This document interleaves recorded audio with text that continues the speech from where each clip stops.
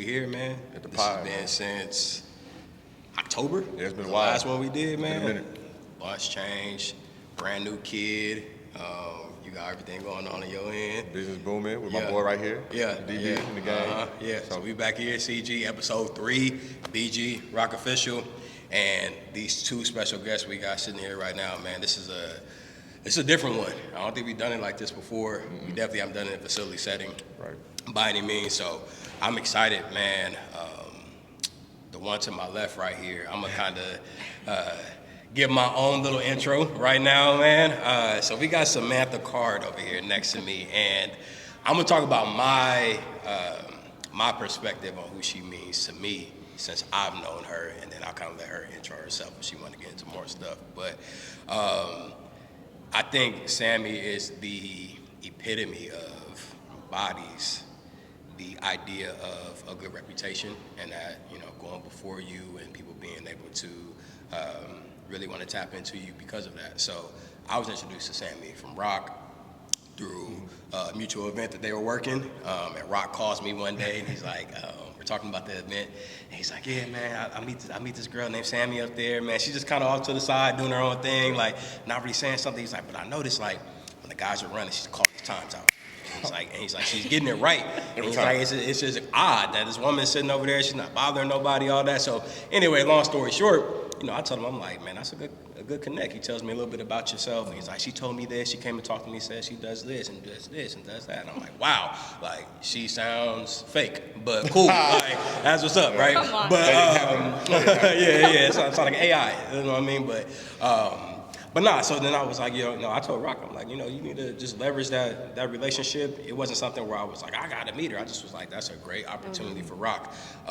And as time went on, I started seeing some of your content on IG, and I was like, I thought I had an idea what the vision was, or what you were working on, but I was like, I'm intrigued by that. I like the terminology that you're using and kind of the direction that you're going. I need to learn more. So I'm a straight shooter, for the most part, in terms of like reaching out to people. So I'm like, what's the worst that can happen? She ignores me. People ignore me all the time. It doesn't bother me. She says no to me. People also say no to me all the time. I'm immune to no's now. It don't bother me. So I'm like, I'll hit her up and see what she says. So, I get my whole spiel in the hospital when my son is born. This is, I don't know, man, 12 hours after he's born, right? So I'm sitting there in the hospital like, man, let me reach out on IG. You reach out to somebody and they got to accept your message. So when that popped up, I'm like, oh yeah, she definitely not seeing this. Like, it's over with, right? And then I feel my phone go off a little bit later. I'm like, oh no, she did hit me back, right? So from that point on, we started communicating and talking. I got to learn a lot about Samantha. Man, there's nothing that Sammi doesn't do, in my opinion. There's nothing that she's not good at or great at. Once you guys hear her talk more, you'll be like, wow. Just incredible human being, best-selling author, CEO of a company that you're building that's really shaking up the industry and doing some great things that we're all so excited about. So definitely want to say thank you so much for coming out, taking time out. She flew out here, y'all, from Florida. So she's just showing love to us, man, and supporting something that she's excellent at and been teaching me. I look at you as a mentor, even though I haven't been around you much. So with that being said, welcome to the pod. Thank you for bringing your presence, man. For having me. Thank you for Absolutely. having me. Yes, sir. Man, to the point. I love that. I don't know how I'm gonna follow that up. It's like, I don't know how I'm gonna follow that up. But no, yeah, like BG said, I met Sammi at an event, and it was kind of organic. It was organic. I was just kind of standing off to the side by myself. Yeah. Like I told you, it happened exactly that way. I was just kind of minding my business. She walked over, she goes, 447, and just starts calling off numbers. Yeah. And so I'm like, who is this lady? How does she know this? And then we just kind of got to the nitty-gritty of it all. And to your point, there's nothing that she can't do and has not done that hasn't been exceptional. And just listening to some of the things that she was talking to me about, especially when you start talking about this right here, I was like, whatever it is or whatever it looks like, when we connect again, there needs to be something that we can build upon from that perspective. So absolutely. Now to my right, I wish I could speak ever so eloquently, but to my right, Shoot from the hip. yeah, well, I'm about to shoot from the hip. This is my dog. This is my dog, DB, Deante Burton. Short and sweet. I mean, that's kind of how he is. I mean, he's a straight shooter as well. my dog is really like a sniper when you look at his personality and his traits. Never too high, never too low. Obviously, fantastic professional football player. Spent a lot of time in the league. Obviously, played for the boys. I think that's kind of how you ended up here in this spot. Fell in love with it, which is really, really dope. I'm usually not friends with Cowboys. I'm a Saints fan, you know, but man, the boys have been good to me, and this is one of the guys that have treated me with the utmost respect and love. Being able to collaborate with him here at PSPT and him allowing me, with an accumulation of other people, to allow me to come in here and, you know, add my business to some of the ideas that I have as it pertains to performance in here with what they have going on. It's been a tremendous blessing, not only professionally and from a business perspective, but also just from a community perspective. Anybody that knows me from having heard me on the other pods, I'm a big community person. And DB has been a very, very intricate part of my community in a very, very short period of time. And so this is my guy. Family, honestly. You know, tremendous athlete, but probably even a more tremendous person. So, Deante Burton, my dog. But yeah, man, pleasure being here, man. We're at Pro Sports Performance and Therapy, PSPT, out here in Frisco, right off of Main Street. So, you know, I think I was doing some research on you. I'm kind of gonna jump right into it. Correct me if I'm wrong. Germany? Yeah, From Germany? Yeah. Like, how was that, man? When did you come to the States? I didn't know that. Yeah, my buddy from Germany. Both my parents are military parents. So Army brat, moved around a lot. But yeah, I was born in Germany. My sister was born in Frankfurt. Oh, wow. My brother was born in Stuttgart. So we was all born over there. Yeah. Moved around a little bit, but made my way to the States. Lucky enough to live in some cool places, see some cool things. Developed the trait of just learning how to adapt. And it just kind of panned out as I played for like 4 or 5 different teams in the league. So it ain't much to pack up a house for me. I could throw everything in a bag and get where I gotta go. But yeah, man, lived a lot of lives. Okay. Lived a lot of lives, man. That's awesome, bro. That's cool. I thought that was a fun fact. So I got a list of questions I really want to ask you guys. They don't even know about us. Y'all know. Well, I don't know if they know much about me, but who cares about me in terms of this pod goes. But I think the first question is kind of directed to both of you guys. Feel free to answer how you want to answer. If you got nothing, don't say nothing. It's no big deal. But one of the things I want to talk about is identity. I know you talk a lot about identity. You do a lot of work with identity and everything like that. I want to know how you guys' identity has shifted or changed or evolved since you've occupied these roles that you now have, GM of PSPT, transitioning out of the game, and then you, what you're doing with Success Beyond Game Day and everything else that you've done, right? But how has what does that look like, I guess, as you kind of continue to trend in this direction when it comes from identity perspective and mindset perspective, if that makes sense? Eric, go first? Yeah. I don't know, man. I think your identity is like, it's strongly tied to your culture, right? Your culture, to me, I'm defining it by everybody's from somewhere and you're from someone, right? You was raised a certain way, you was raised in a certain place. And for me, a big part of my culture is just like my principles, my morals, my values. And I think that's what kind of formulated my identity. I always, formulated my identity off like, hey man, these are the things I'm not, right? I don't lie, I don't cheat, I don't steal. If it ain't for me, I ain't gonna have it. I believe the universe won't show me nothing that I can't have. So I don't need to take it from somebody else. I'll find a way to go get it. And that's just kind of the identity I've had all throughout my life. Like if you want something, you could go get it. You don't really gotta take it from somebody. And as I've transitioned out of playing ball, I like to just think about it as if like, man, if you got a second chance at life, but you can use all the lessons and all the history from your first, what would you do different? So when I finished my 6 years in the league, it was like, all right, man, you learn some things that'll serve you in this life after ball. And I just used all those lessons to start my next life. I was blessed to want to go back to school. Shout out to the NFL for paying for my graduate degree. Appreciate them doing that. I've got to hang around good people that when they decided, yo, we want to open up something like this, they trusted me to be the COO and co-owner. So I was like, all right, man, like that has to say something about my morals and my values, the kind of person you gonna let me look at your money every day. I would think that you That's a trust big deal. me. Yeah, That's you a trust big me deal. for who I am. It's not a little deal. It moved on. And I mean, with every stage of life, I think you develop a new identity, like I said, with the history from the last. I'm a father now, I'm a husband. All those things have taught me life lessons that make me a better co-owner and COO. They make me a better, psychology individual. They make me a better person. They make me a better friend. Just not putting those things to the side. So I would say that's really just kind of how I form my identity with the lessons of my past lives. Yeah. No, I feel that. So mine's a little different because I'm hearing that you're, early on pretty grounded, right? Because you got immersed into culture by being expatriated, right? Like you were born in another country, right? So for a long time, sports was who I was, not what I did. That's how I identified. And it wasn't until I switched, my mindset that sports is just what I did, not who I am. I started to lean into those values you talk about, right? So I really don't feel like I grew up until 2009 when I no longer had ball. They had taken softball out of the Olympics, the economy had collapsed, and I had this full-blown identity crisis because I had this chemistry degree and a bleak resume. I had no freaking clue what I was gonna do, right?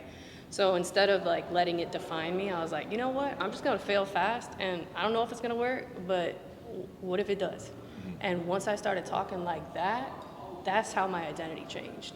And then I started leaning in versus shying away from culture forward, meaning how can I create shared language with other people and really understand that base state and then build the relationship, because that's what culture is, just shared language and relationships. You know what I mean? So for me, I keep it simple.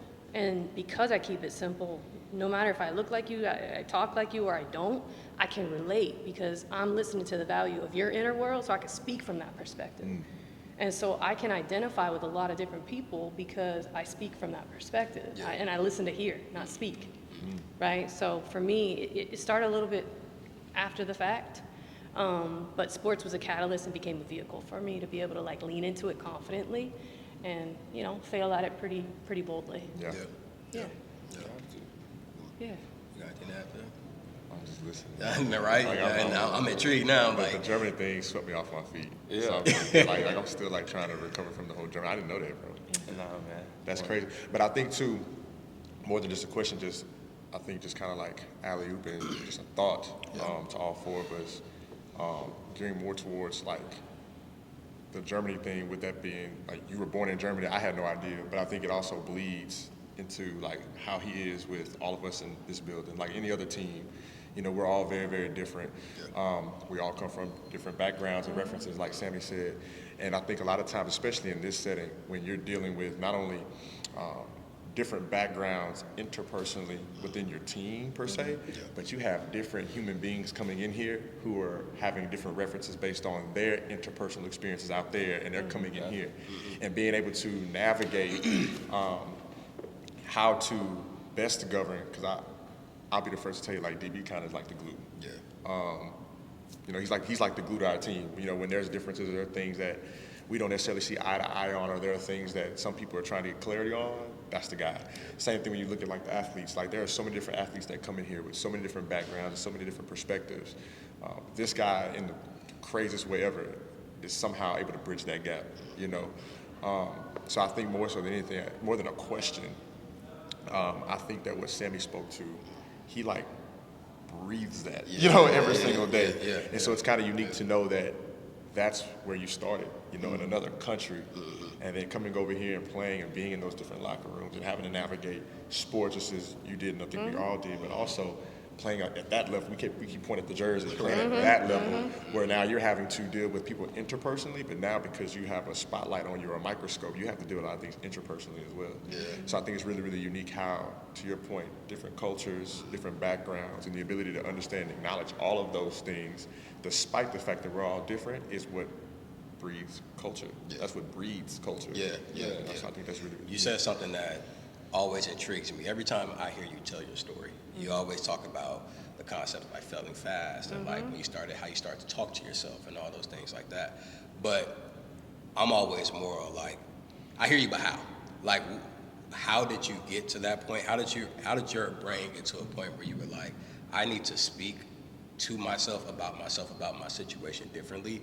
That's going to lead to the results that you start to see, because I don't know the timetable between 2009, like you said, and to where things really start to take off for you from a mindset perspective. So what were kind of those early stumbling blocks that you were facing? Or do you feel like you had a solid foundation that was like, really it's just a matter of me just deciding to do this? Or did you have to really stumble into like, okay, like I tried this way, no, that didn't really work. I tried this way, I need to talk this way differently. Like what was that process like when you talk about failing fast? And So I'll pick it up from when I graduated. I had this bleak resume, and I'm like, all right, this is anxiety. Is this what it feels like? Because I never had to experience this before.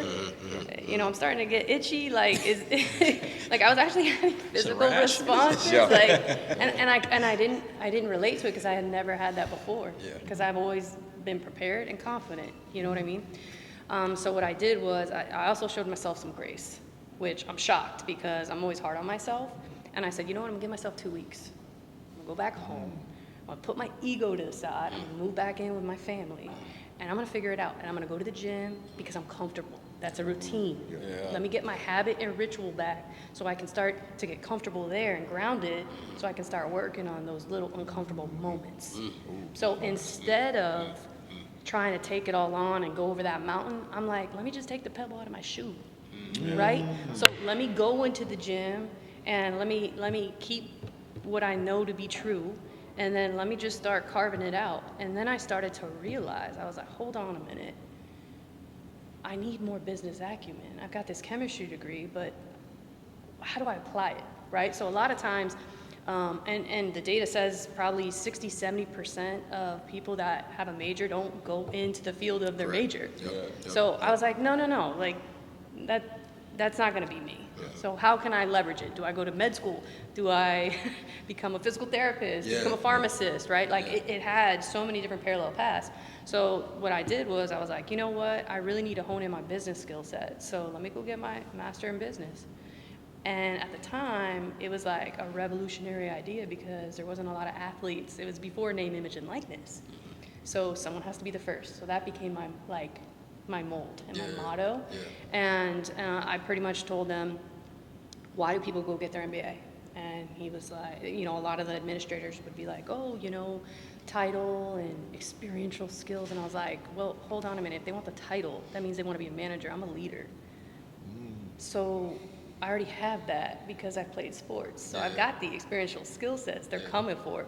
All I need to do is be in proximity to learn the skills. You can learn skills, can't learn values. So for me, I was like, let me just get in the space. So ended up getting put through the ringer. They told me all the reasons why I didn't have experience, all that kind of stuff. And I was like, I'm gonna be your best bet. I'm gonna work for a Fortune 100 company one day. If it's not here, it'll be somewhere else. And they ended up doing it. I ended up living abroad in Marseille, France. And I graduated on a Friday. I started work on a Monday with a Fortune 100 company. And then by 26, ran $10 billion merger acquisitions. And then from that point on, it just was like, these big rooms, hold on a minute. Like everyone's just trying to figure it out. And once you take people off pedestals and you focus on intentional moments, man, that stacks up the big momentum. So instead of me trying to think of all the things I needed to overcome, but what was a negative in that process and a problem I tolerated and didn't fail fast was that habit and ritual of going to the gym. I stopped doing that. I gained 80 pounds. So I was focused on the professional, and I was forgetting about inside. Right? Until I would take vacation and then I would get sick physically. So I had to like work that. So that was a problem I tolerated in the process, but it was quick. The ego part is something me and you talk about a lot, especially in this space. And I think, in my opinion, I think sometimes that can be a hindrance as, you know, me and DB were talking before you guys got here about just, you know, how do we grow the space and how do we, you know, maneuver and all that kind of stuff like that and our mutual experiences and things of that nature. And I feel like that ego part and everybody being on the pedestal, like you said, or feeling like they should be on the pedestal, especially in the private sector of what we do, I think that is what gets in the way of this type of stuff happening. That collaboration, that partnership of being like, how do we do this together? You know what I mean? Like we're all going after the same thing, right? It's service to the community, it's service to the athlete. We're trying to provide something that maybe we know athletes need, they're not getting, and things of that nature. So it just made me think about that when you say that. I think that's, you know, very applicable to, you know, our pain points that we talk about all the time. It's like, man, like, how do we snatch that pedestal off people's feet and be like, it's not important, right? Because you're actually slowing down the growth of what we're trying to do for this space, if that makes sense. Right. You know what I mean? Like Yeah, no, I for sure Yeah, agree. yeah. I think I've always had an opinion about the ego, and I mean, you know, the metaphor or whatever, the story, the parable of like the two wolves. Yeah. And I've always just been like, I just never bought into it. They're like, oh, you can't, you gotta starve that wolf, and I'm like, nah, I need it. Like I need an ego. I need to be greedy. yeah, yeah. I need to be driven by material things to an extent. Yeah, to an extent, exactly. Because I mean, again, like I said, the universe ain't gonna show me nothing I can't have. So I've always taken that approach of like, yeah, just as much as I need to work on my, you know, the morality, all the good, like, yo, the good and quote unquote bad, like that bad fed you. Yeah, We all yeah. play sports. Right, There was a right. part of us that you stepped on the field, you crossed the line, you got on the diamond. And you was like, yo, I'm the coldest person out here. Yeah, Like, and whether you in the box or you lined up from somebody, like, it's nothing that you can do to stop what I'm finna do. Right. Or I don't care where you throw it, it's going over the fence. Right? Like, and that's the ego in you. Yeah, And I yeah, need yeah. it, and I felt like, it, especially as like the rise in mental health, Yeah. it's become so common that people are like, no, you got to get rid of that. Like, you got to remove that from you. And I just look at it like, it doesn't matter what field you're in, you got to have it. Right, yeah, I listen, I couldn't agree more. Yeah. Because one of the biggest misconceptions, because I give people space to be who they are, right? And sometimes they think that I'm asking them to just tap into their softer side. Okay, there's a place for that, no Yeah, doubt. right, But I sure. want you to be a beast. I want you to be a beast. I just want you to learn how to control and become a chaos. That's the difference, Yeah, you got right? the It gardener puts fuel. and the warrior in the garden. Warrior in the right? garden. No doubt. There's No doubt. it does you no harm to not be dangerous Yeah. in some aspect. That's just weakness. Yeah. Right? Real strength is the ability to create chaos but know how to control it. Yeah. And I think in whatever you do, business, like Sammy, I'm sure you step into some rooms where they look at you like food, like, oh, we could get over on her, we'll bully her out the way. But your mentality is like, especially at the level that you played at and the things that you did, your mentality is like, ain't nobody in here getting over on me. Like, I'm going to war with you and you, because we all want to be the best at whatever it is. Even we on the same team, Right. they're going to end up looking at us and being like, we won, she killed it. Yeah. So, Still got so the way Yeah. I think about that, and this is a conversation I love. It's like people think in terms of battles. I think in terms of the war. So I play chess, not checkers. So guess what? That doesn't necessarily mean I have to be loud though. So I would go into rooms and they had no idea I knew how to speak Spanish. So that gave me information. And I didn't even make anybody feel bad. I used it as leverage to be able to negotiate hundreds of millions of dollars. Oh. So you know what? Go win your battle. Walk out of that meeting feeling good. At the end of the day, I'm gonna win the war. It's- And I think that's that ego. That's that mentality. It's like, you're not gonna beat me. Like, I don't care. We could play checkers, chess, tic-tac-toe. It don't matter. We're gonna play until you give up, because you might get the first 30 games. Right. But I'm gonna beat you in it. Yeah. And I take that approach to everything. I took that approach to getting into grad school. I took that approach to, mentors. I take that approach to this. Like, Yeah. when Rock hears it, we'll be like, okay, so-and-so's building this, and they hired this person, and they doing that. And I'm just like, all right, Yeah. but you're not gonna beat us. Yeah. You know? And how I know Yeah. you're not gonna beat me is like, you're not willing to go as far as I'm willing to go. You're not willing to do what I'm willing to do. Yeah. For what I want. Now, you might want the lights and the likes and the cameras Yeah. and to get such and such first round pick, or to get such and such agency to do whatever. All right, that's cool. I'm not gonna stop till we all millionaires. So you're not gonna beat me. And then I know a lot of people are like, oh, it's a material. That's a material thing, and it's like, yeah, it is. Yeah. It is, but that's just one stop on the mountain. It ain't the top, but it's the You know, confidence in it. you're making me wanna think fight. about how you lead. Crying. No, straight up, like, it's important. For a lot of athletes in particular, they focus on efficiency, and there's a place for it, right? Like being efficient, point A to point B. Learn the playbook, be efficient with it. Yeah. You go one step further. You focus on effectiveness. That's Right. it. Right. You focus on an ecology of leadership and building other men up and give a platform. So that's that's actual leadership, not management. So you are the definition of a leader, not a manager, because people look to you. It's like, does the captain get chosen by the team? Yeah, right? It's granted in permission and engulfed in collaboration, and you're driving that, and it's clear. And when we had like our exchange back and forth, I'm like, all right, you're my type of people. Yeah. Right? I used to always say, like, when I would go to high schools and talk to the teams, I'm like, I don't want to talk to the captains. Let me talk to the player reps. Because the captains are the ones that the coaches are like, oh, this is the guy that's So they selected the captains? Okay. This is the guy that's going to represent us when we go through the coin toss. And he's got straight A's and he's on time. And he might be what you want to put front. And I was like, nah, who did y'all vote for? Yeah. Yeah, that's the key. I want to talk to the cat that the the key. team was like, I mean, he's not a captain, but bro, we asked him what's going on. Because to me, that's the guy that's like, all right, bro, whether we up or down, you the cat that's got to steady the ship one way or the other. And it's like, yo, if you could lock in on him and y'all can get it going, it's like, bro, they going to move with you. The captain might just be the quarterback. Yeah. All right, bro, you just touch the ball every play, so we got to put you in the spot, right? But it's like, nah, that dude over there that might not say nothing, the kick returner, the receiver, the whoever, it's like, oh, the whole team was like, yeah, bro, we really be doing what he doing. Yeah. So it's Well, like, how common is that, not to cut you off, being in the spaces that you've been in, right? The different locker rooms that you were in, is that a common, at least conversation amongst the guys? I can see that not happening with the player. I mean, the coaches, you know what I mean? But are the guys like, yeah, coach wants so-and-so, or like it's kind of looking like this, where the personnel or the player personnel wants it to be this guy, but like, for nah, sure. we kind of really not so much in the league. Like, I think in the league it's evaluated by certain things. Okay. Like there's a certain responsibility that's bestowed on you. I mean, especially now with the gravity of these contracts, you're a minority owner in this establishment. Yeah. The expectation is for you to be a leader, and we're not going to pay you that if we don't believe that you're a leader. But I could say for sure in college, like, I didn't want to be a captain.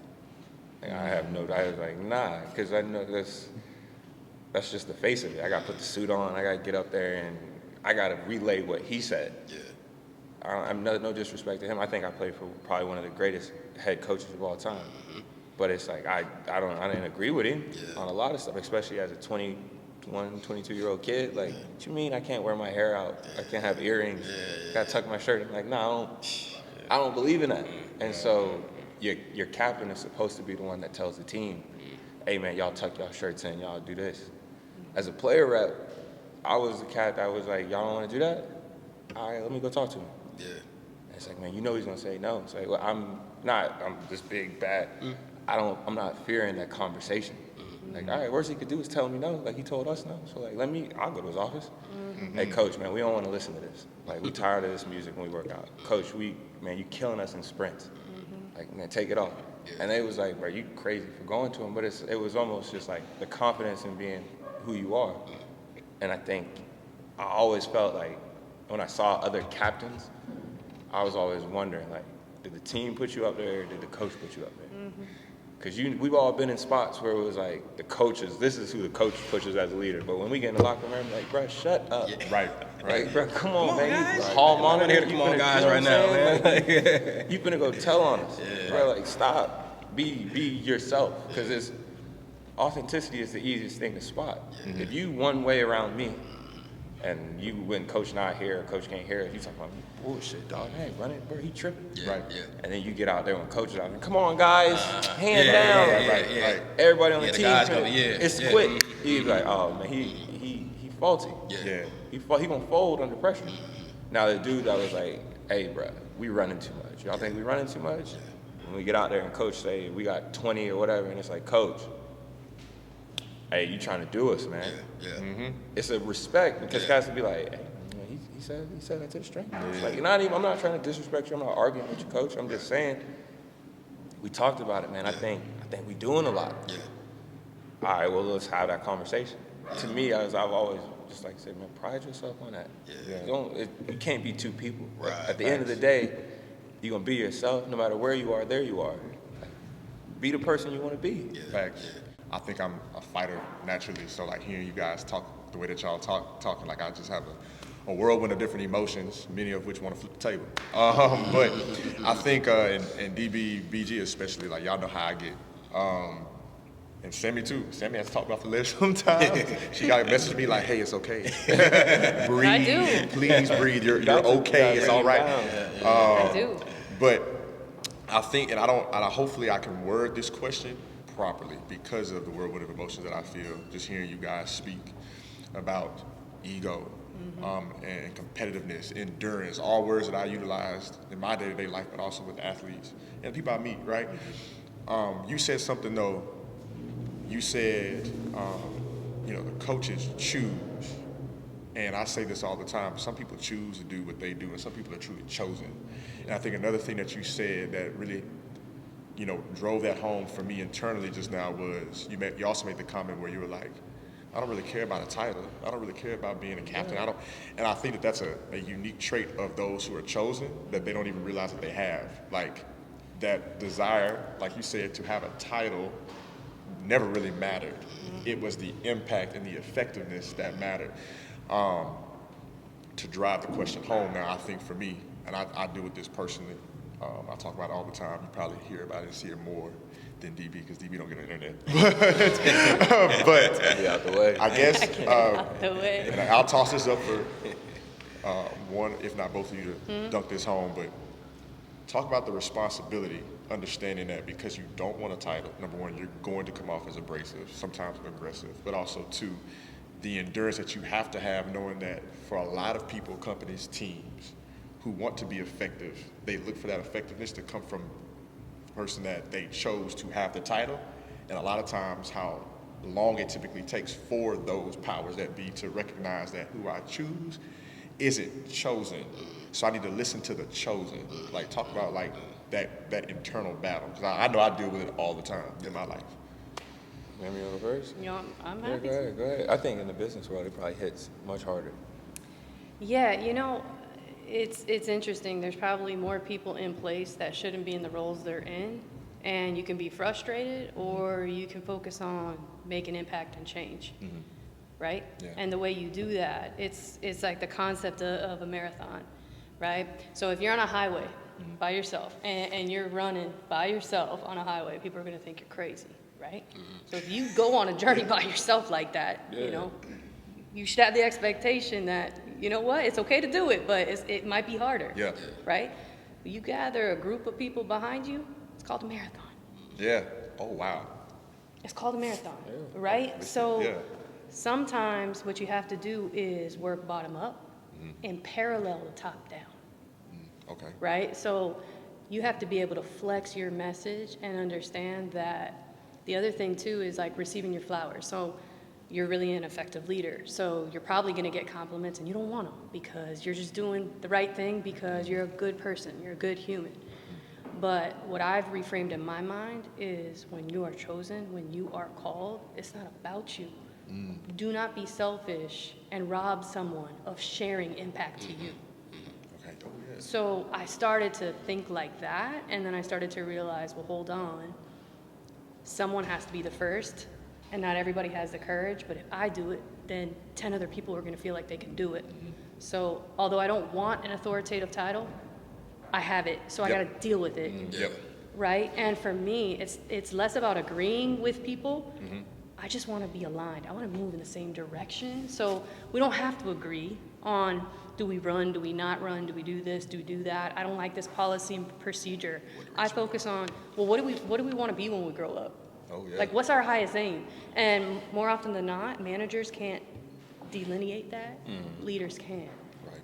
But the problem in like corporate America, they don't always reward those that have a big following behind them because it's just results. Sometimes you got to build that trust and camaraderie before you ever get those results. But you're looking at a long-term ROI. Yeah. So this person's making more money getting that promotion. So I always say, like in the Navy SEALs, like the way they recruit based off of performance and trust. Yep. Okay? Would you rather have someone who has medium like performance skill but high trust, or someone who has low trust and high skill? What would you pick? You want the trust? You want the trust. It's like Yeah. it's life life or death. Yeah. So, you know what I'm saying? So I keep that mindset in frame when I have those kind of conversations about being chosen, because I don't want to rob others of the opportunity to walk through a door, because I can do it and I can show them how to do it better than me, faster. Yeah. We talking high level, like in terms of what I feel like we do well, right? And that's great. I want people to hear that.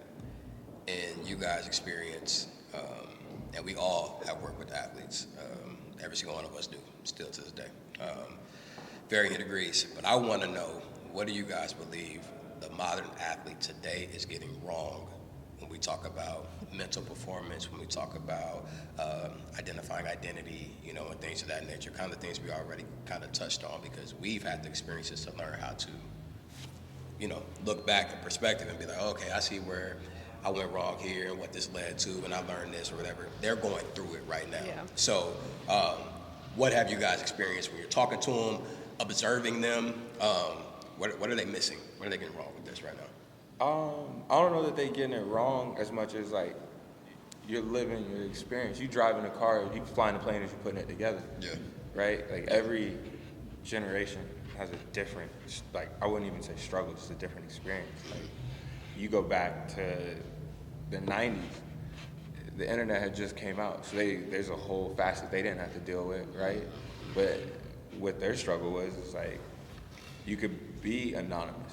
You didn't know what Dennis Rodman was doing until it was like paparazzi. Right. We didn't really know about Michael Jordan's gambling addiction until it was a problem. So they had to live with their demons on a scale that they couldn't hide. And then our generation came up, right? And it was like, okay, the internet's starting to come out. You just, there's a little bit of notoriety. You could kind of become a bigger name before you became a big name, right? And then the thief, you know, comparison.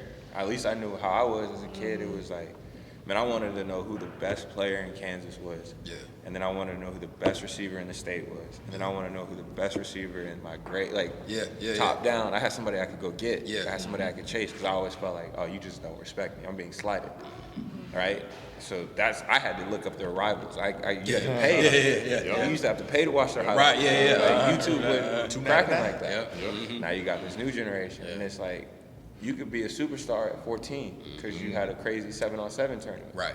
You can't put pads on, or you AAU, bro. You're nice in this basketball, but you get into a system, you struggle. Yeah. But you could have 2 million followers and shoe deals and et cetera and et cetera.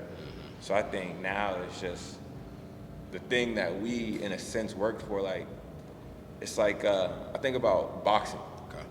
Like in boxing, it's like unanimous. You want to be the toughest kid in the neighborhood. It's just who you are. You want to be like, nah, at least in this block, these four corners, can't nobody whoop me. And then it gets bigger. I don't want to be the toughest in the country. Like at 154, at 2 or whatever, ain't nobody touching me. These kids now, it's like, yo, I'm the baddest kid in my school, and can't nobody tell me no different because of the grandiose stage I'm put on. Like this ain't tested. You haven't taken this outside the pond.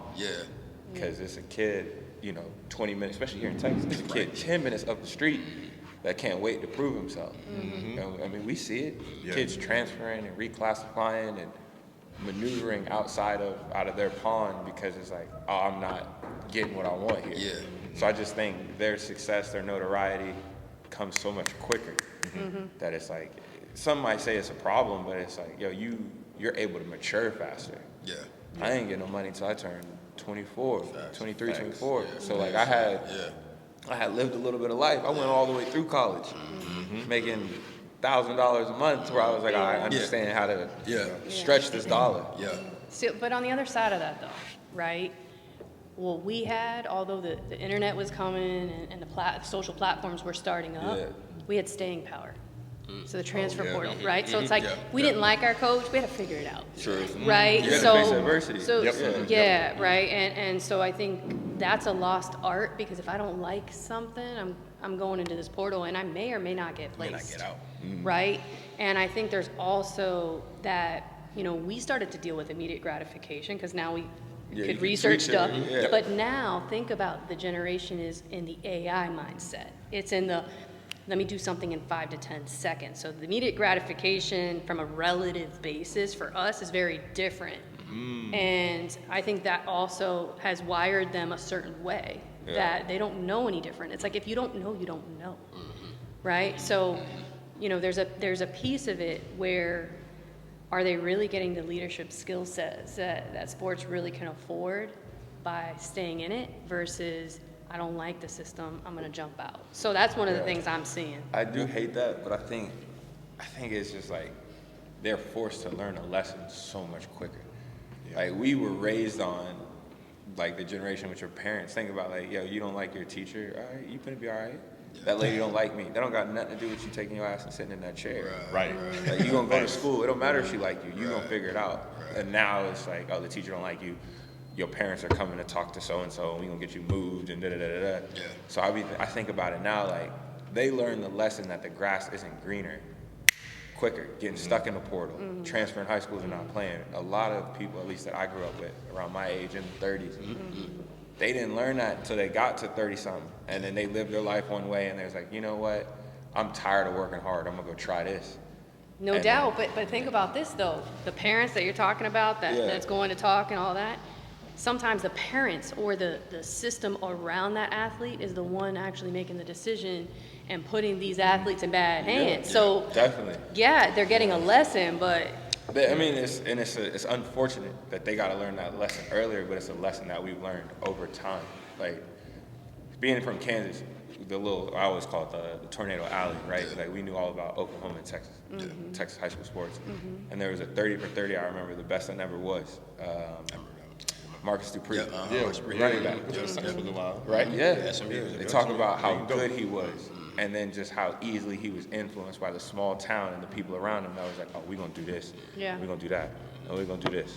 And you think of, Antoine Jameson, right? How you make $200 million and go broke? Because somebody was telling you, we're going to do this. So it's a story that's been told for years and years to come. Yeah, no doubt. I think now you just getting that story at 14, because you're going to go play for this AAU team because they got a shoe deal, and the coach going to put you in because I told him he got to play you this many minutes. It's kids negotiating playing time at NIL. no doubt. But it's if crazy. you lose a system and now you lose your foundation, Yeah. do you even make it to the next stage? And that's what I was going to say. Like, if you haven't even established what that foundation is, or to your point, said an athlete is supposed to be learning this lesson, right? Because they can keep going through it and not properly perceiving or taking away from it what they should be taking away. So I agree. At a younger age, they get to fail fast and they get exposed to it quickly. Yeah. But however, they still have to be, and this is where I think, in my opinion, where what we do in terms of creating the infrastructure and giving them success beyond game day, which I'm gonna have you, elaborate on, because I think what I'm saying, I'm kind of teeing you up for that to kind of talk about how you work with that. But my point is, like, I think the athlete, especially at that young age, we have to be taught how to even process through what's happening when it's happening. And I think now in today's society, I think that's what's going to start to separate those guys, because they're getting exposed at a young age, but I think they're going to start to separate themselves when they lean into the infrastructure like this that teaches him how, like, this is how you're supposed to. You can still do it. I'm not going to tell you not to jump in a portal, all that kind of stuff. I got my own thoughts, but that's not important. But, like, you can move, you can do what you want to do, but in the midst of you moving, think about it this way and set yourself up for this and this way and have this type of conversation so that they don't just go through it and then have to deal with the regret or the shame or whatever and just have to sit in there and be like, I don't know how to handle this. And then they kind of just get stuck, if that makes sense. Yeah, I feel like to like DB's point, like they learn it so much quicker. But then also to Sammy's point, when you look at the infrastructure or the lack thereof for a lot of these athletes, and then you add in the separation part, what I'm hearing is, like, because we come from a different era with a different level of accessibility, right? When we failed, we had time to recover or find a new pivot foot. Whereas for these athletes, what's gonna separate them from one another, as well as their experiences that we had, or comparing the experience that we had with theirs, is like the learning process is going to be so much more drastic adversely, if that makes sense. Yeah, understand. Right, like, without some of the stuff that we're doing in our spaces collaboratively, in what is sports performance and cognition, right? Like, we have athletes that we deal with, all of us. When you meet them, and it's kind of like, if you weren't in here with us, chances are it wouldn't look the same. Yeah. You know what I'm saying? Whereas when we came up, we had time for somebody to grab us and teach us and help us maneuver if we didn't have infrastructure. Whereas today, because everything is so expedited, if you fail hard, fast, and you almost never really get a chance to recover. Yeah. You To know? your point, it's like to be specific, at least of what I think about that saddens me about today's landscape of sports, especially collegiately, is the portal, right? So much talk about the portal, and I think there's benefits to it, and I'm not gonna get into the weeds of that, but I think, you know, you got guys that are jumping into it for whatever their reason being, and they literally are never getting out.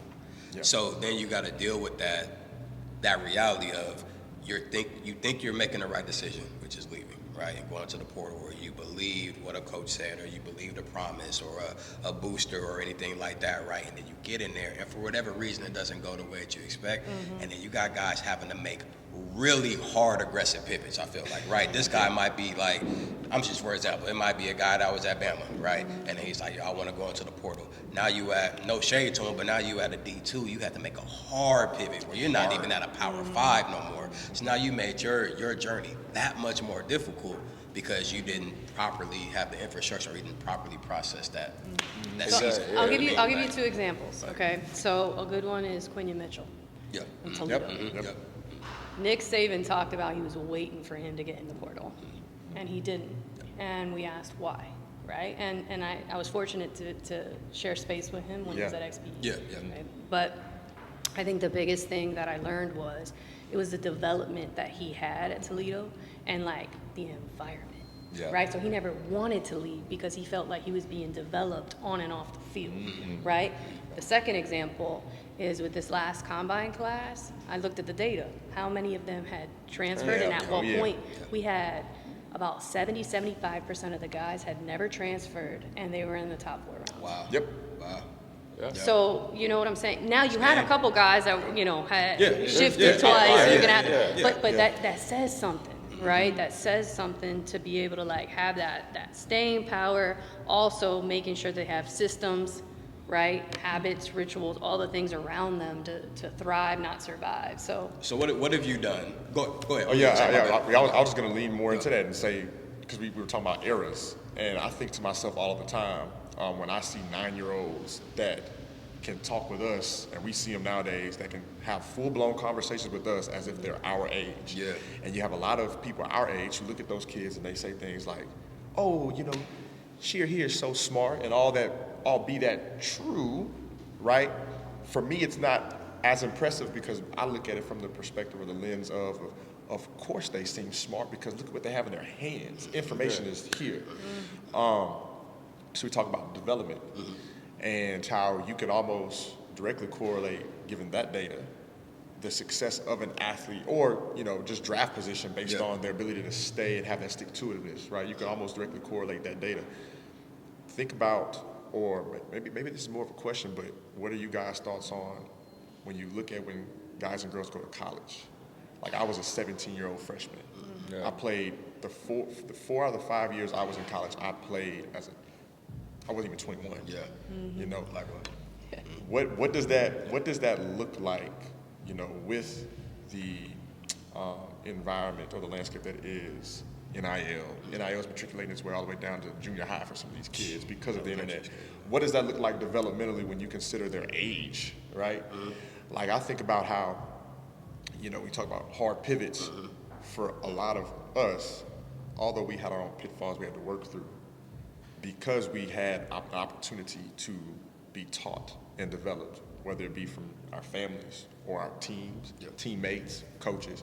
We had the ability that although it might have hurt, we know how to pivot and move. What does that look like for these 16, 17-year-olds who are jumping from school to school in the transfer portal? You're getting money every single time you do so. They're doing it in high school too now. Right. They jump in high school Right. before they even go to. Right. And then think about even those who do come from strong family backgrounds. Think about the lack of influence that family now has because you are bouncing around. Like, what does that look like long term? I think it's like it goes back to like a true belief that I have. I really do. Like no matter where you are, there you are, bro. If you're a lazy player at Bama, you're gonna be a lazy player at Michigan. Right. If you're a lazy player at Michigan, you're gonna be a lazy player at some other school.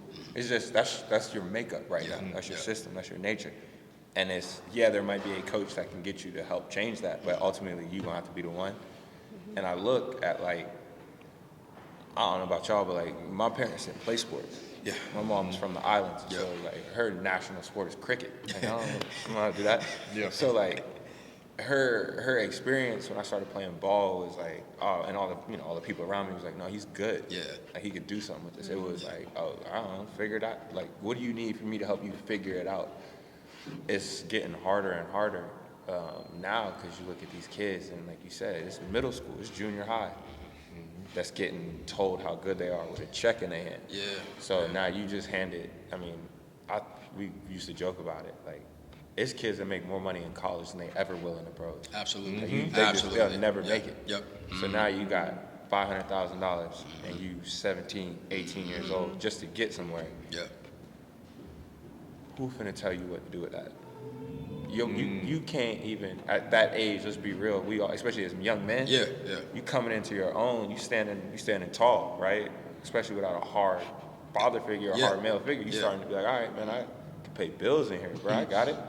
So like, who in your circle, your sphere of influence, is gonna tell you how to spend more money than they've ever had in their life? Right. And that's something you see with rookies, right? Like we always go through the rookie program and they like, all right, this is how y'all got to do it, and y'all should do this and invest that, and don't buy this and don't buy that. And it's like, at least for us, it was like, hey, let me holler at you real quick. I was making $1,200 a month for the last 5 years. They just cut me a check for $50,000. I don't know how much you make. Yeah. You can't. You not. Yeah. I hear you. Yeah. You can't. Yeah. That's a different, like, it's a mentality of like, Yeah. Brian never had nothing, and now I got something, and you, who's 30, 40, 50 years old, lived your life, Right. Right. telling me what to do with my new son. Yeah. And I think to the grandiose scheme, I remember when I was with the Cowboys, and we was like, what was his signing bonus? And they was like, yeah, bro took 13 mil just to put his name on a piece of paper. Yeah. He ain't put a helmet on. Right. This is just for him to get into the building. You in the state of Texas, so there's no state income tax. He got $13 million, and you want him to go sit in the rookie symposium where you getting paid probably $5,000 extra on top of your salary. Let's just say you make 6 figures. Yeah. So you making 105, 115, and now you finna tell this 21-year-old, Yeah. hey, you should invest it, and you shouldn't do this with it, and you shouldn't do that with it, and you don't know where he came from. Yeah. He probably can't, I mean, college, he might have had a nice spot, but he grew up in a 1-bedroom, 2-bedroom house. So whenever I talk to the athletes about like, well, what I'm gonna do with this and how I'm gonna do that, I'm like, this is what I would do if I was you, and these are the steps that I would recommend you take. Yeah. But at the end of the day, like we all know as adults, you're gonna do what you wanna do. I'm just trying to help you do it in the smartest possible way. Because the biggest pitfall I think that, at least I saw in the league, was like, it's not the money, but you still are who you are. Right. You just have more access and more options. Yep. Right? If you were a drinker, Yep. you could buy all the bottles now. If you smoke, you don't gotta buy a small, Right. 20 bag. You Right. can get you ounces now. You like clothes? I had cats that used to blow their Pell Grant. As soon as they got that check, we hit the mall. Yeah. And now they struggling to the end of the semester. Yeah. But now you get all the clothes you want because that's what you're gonna do. But let me help you out like this. Yeah. And I was blessed to have I tell people all the time, I think I had the best vets in the world in my room.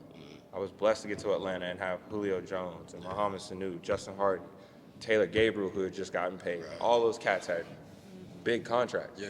Yeah. And the thing they was always teaching me was like, bro, we know you're gonna spend your money. Let me show you how to do it wisely. Hold these first 4 checks. Hold these first 8 checks. Yeah. Just hold on to them. Yeah. Put them away. Blow the next 8. Yeah. You should be good off of, at that time it would have been $240,000, right? Because I think league minimum was at times like 30 a Yeah, game. yeah. You should be good on 240 till the off season. Or, man, if that's not what you into, don't go get into shit you're not really into. You don't. I've never wore jewelry a damn life. I got a wedding ring because I have to. It's like, bro, now that you got money, you're not gonna wear it. Why you gonna go buy it? Yeah.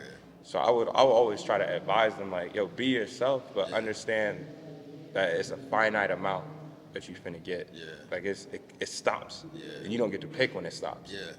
You could trip down the stairs and it's over. So live in a way where you understand that that's a reality. And I know we all think we're invincible, Yeah. especially as young men. Like, you can't break me. Yeah. you don't get to choose.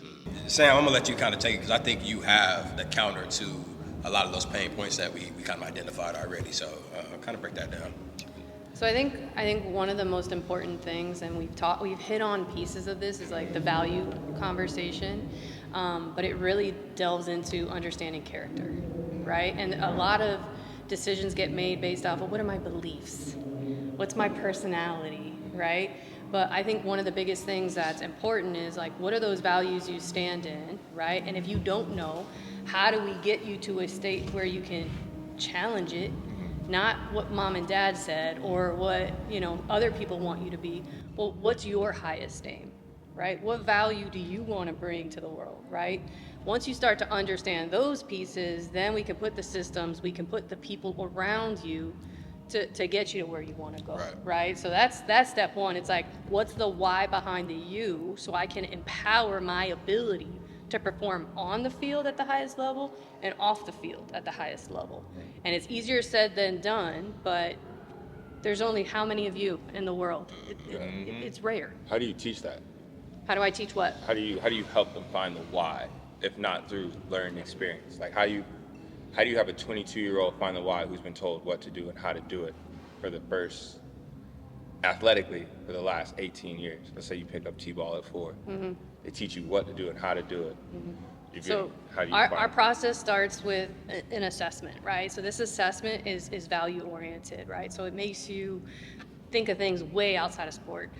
Nuclear board, marriage, life considerations, right? Would you want to save one person or hundreds of people? Yeah. Why, right? And that delves into the value compass and your character, right? And from that point, it breaks down your competition capacity, right? It's like, how do you read rooms, right? What's your focus ability? Are you strategic oriented? Are you big picture thinking? Like, those are really important considerations for how you operate. Not everybody's big picture thinking. Some people are, tell me what to do, I'm gonna go get it done, right? And there's a place for that. And then the second piece is that people piece, right? Do you have EQ, emotional intelligence, and read people at a level and can navigate and be appropriately assertive? So we have the ability to map that.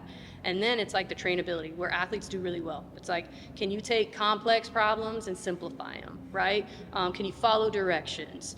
Do you understand the value of your work, right? And that really helps you understand, okay, what's their coachability like? How do they operate with others? And then the most important, and where athletes struggle the most, is well-being, right? So it's like, how is your energy after a difficult situation? So you may be highly resilient, but it takes everything out of the tank.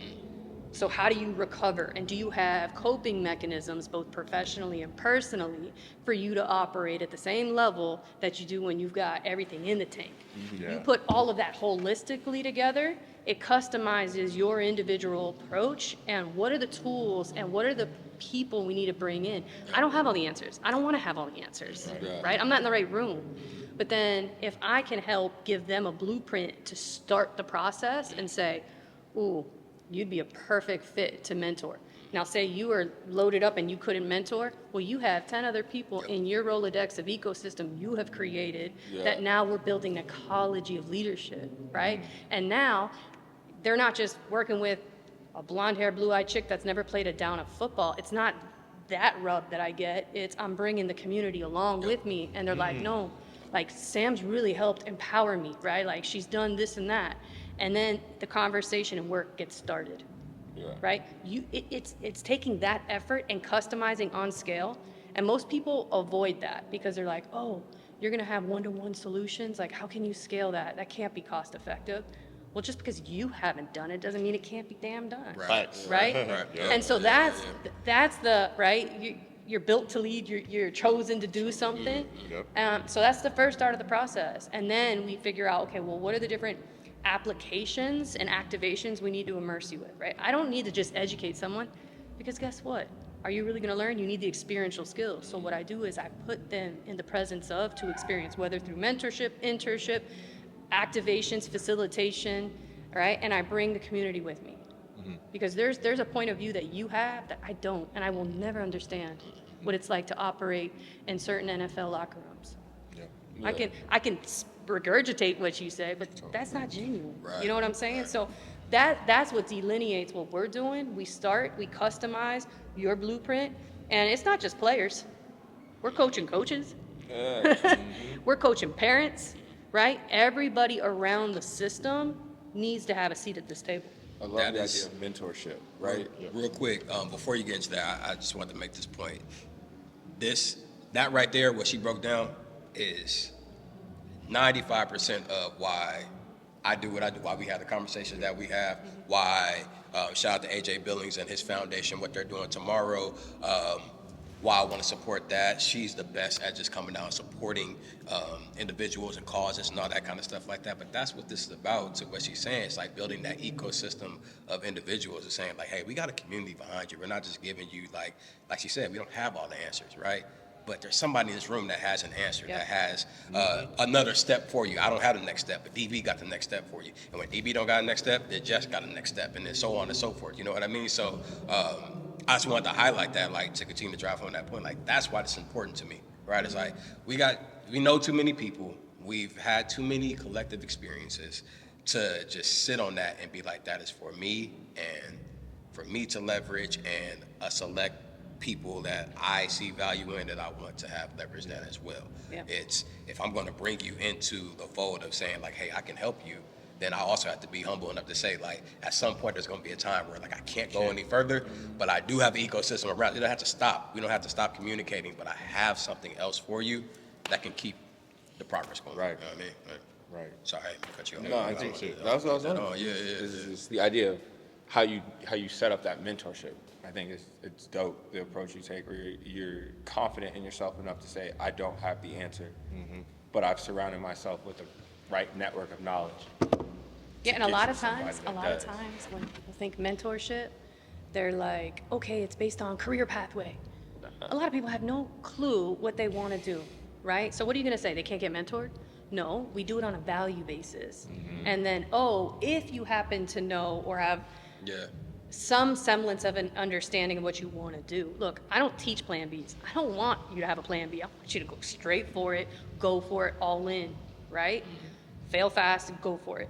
But we can parallel path a few things. Yeah. That's the difference, right? So sometimes you can get experiential learning through being in proximity to a mentor that you have shared value that's in an industry or in a space that maybe you didn't ever consider, but now you can get the knowledge because now you're in the space of, right? Sometimes you actually get an internship, and that's great. We can help you place you in that. Right. Then the other thing we do is we do STEAM lab education. So we bring in the science, technology, engineering, arts, and math, and we say, hey, you can be a professional in sports because you're going to be a professional outside of sports more than on the field. But I want you to perform at the highest level on the field, but you're going to be outside of the field more than you're on it for the majority of your life. You know? Yeah. So that's just how I take it. It's almost like from what it sounds like, it's almost like, because I heard you say like some people don't even know what they want to do. Yeah. And I know for me and just how I am mentally, if you would have told me 2 years ago that this would be the space that I'm in with you guys, I'd have laughed at you. Like I didn't want anything to do with it. Probably needed y'all two a lot sooner. but it was through, my own like survival tactic that I started realizing that I was overly concerned with trying to figure out the pathway of where I wanted to be tangibly or in a space. Like, where do I want to work? Yeah. How do I want to work? More so than how do I work? And so being able to give athletes that ability to know, like, I might not know if I want to work for a Fortune 500, if I want to work with ATF and mental health, and we'll get into some of that. If I want to be a street coach, if I want to work in athlete services, I might not know that, but I know myself. And if I know myself, then it's going to be, I'm going to better be able to make decisions when the opportunity arises to go forward and fail fast because I know how I work first. Yeah. I feel that. One of the things that we also do to help bridge, at least get a little bit of momentum behind someone that might feel discouraged if they don't know and they have no clue and they're still struggling through even the activations, right? You still have to like try because they're trying, right? So what do? One of the things that we've developed is because of your intrinsic values, right? Because of certain things that we've been able to map out, we can then anticipate different ways in which you can communicate and what career pathways should you consider that maybe you never did to at least start that process, right? And that helps because it takes the pressure off sometimes for them to be like, oh, I never thought I could be a lawyer, and not just a lawyer, but a lawyer in a big company. Yeah. Right, like, and I don't have to go in court because maybe you don't want to go in court, right? So we just become kind of that guide on the side that amplifies someone's ability to like be comfortable with being uncomfortable. Right.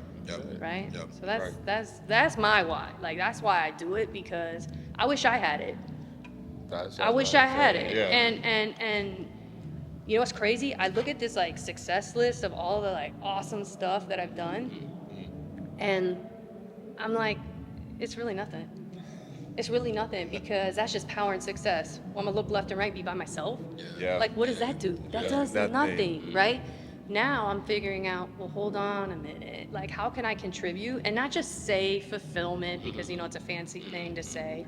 No, like, what can I do to leave people better and, like, take my 10-year cycle and make it into 2? Let them jump me. Like, you know? Like, that's leadership.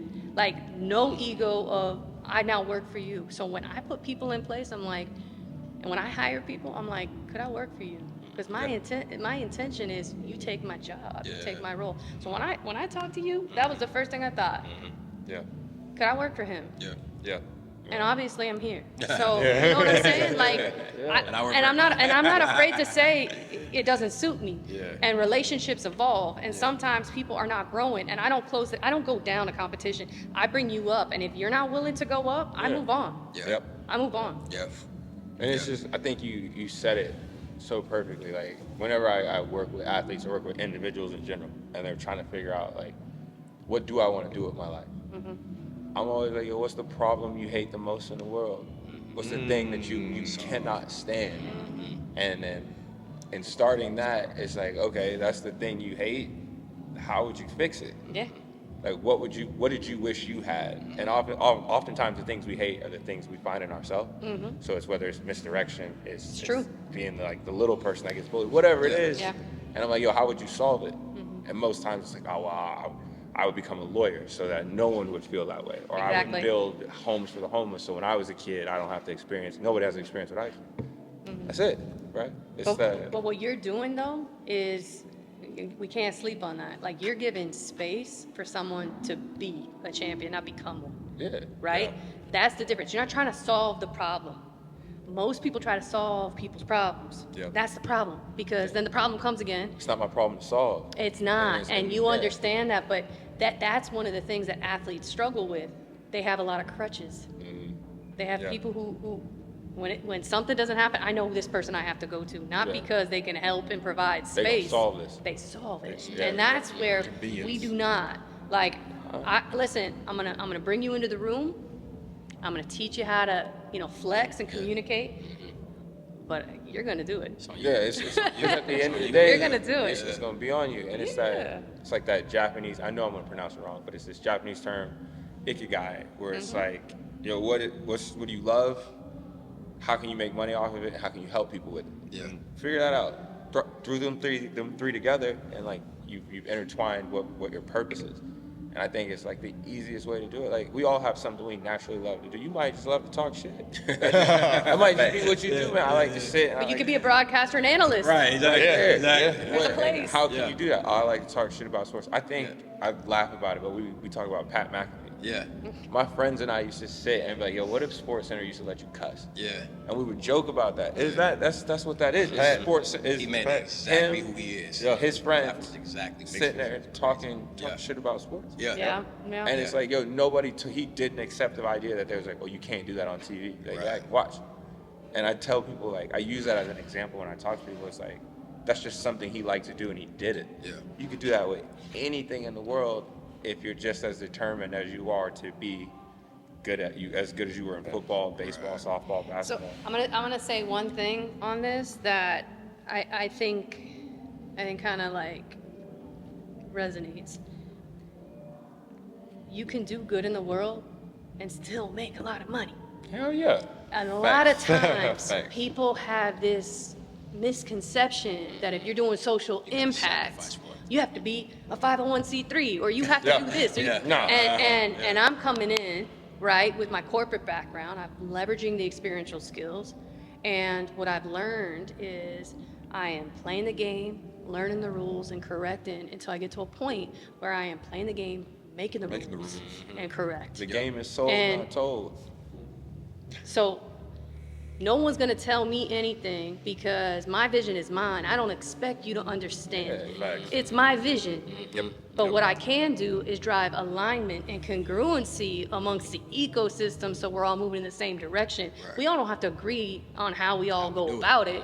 And that's how it all, for me, that's my perspective. And that's why I think we're going slow. But everyone looks at me and they're like, dang, Sam, y'all are moving quick. You built a neuroscience, sports psychology, mind lab, and this and that. I'm like, I don't care what that was. I care how it's being applied, if it's being used, at what level is it being used. And it's also the confidence that like you don't got to come with me.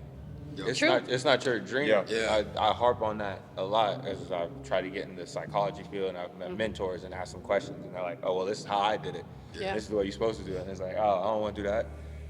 Well, this is the path, and it's like, all right, I'm finna go that way, and I love that. And that's all good. But you don't got to go with me. It's not your dream. You can't charge for that. You say who? You do it for free.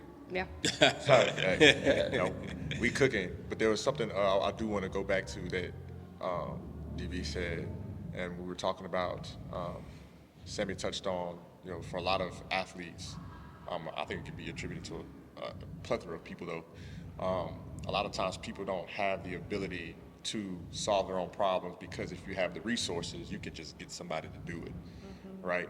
I want to use that conversation to kind of pivot towards like DB.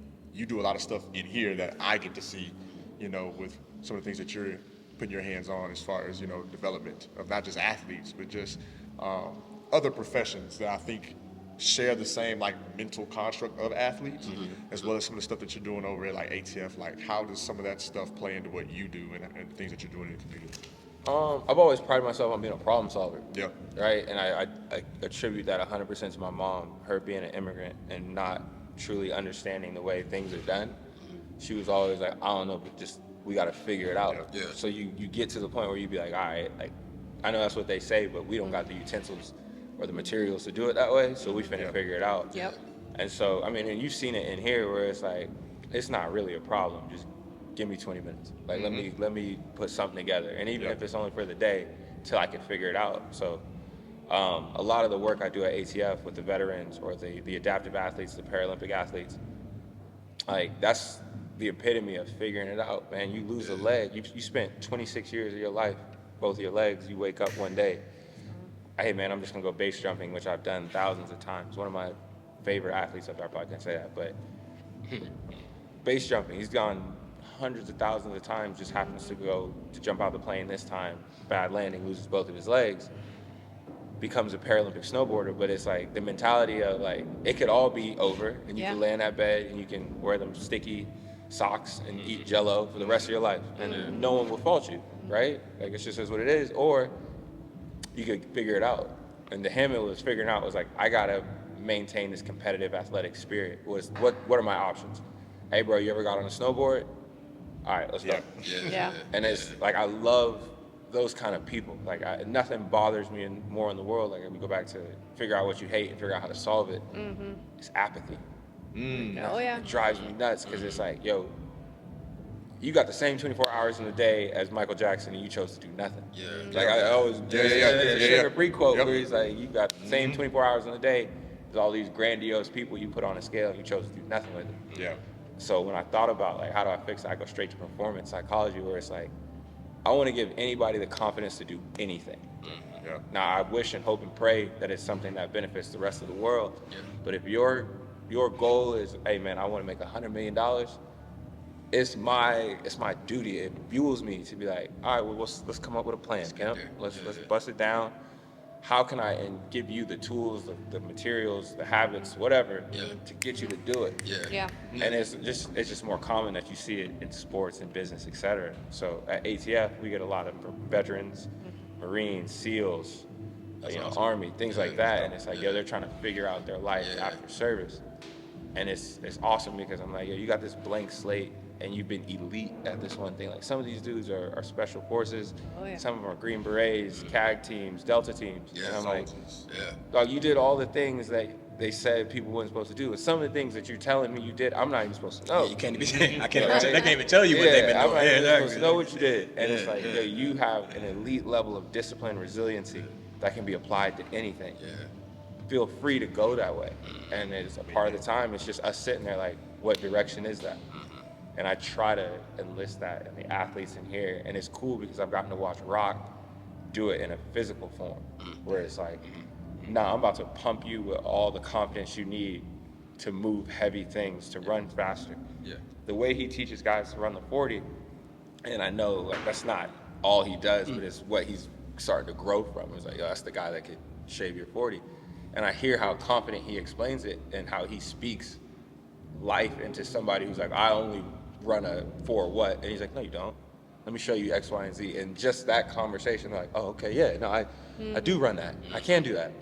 And I like to watch it because I'm like, before they even put their hand down, he's changed their perception of themselves.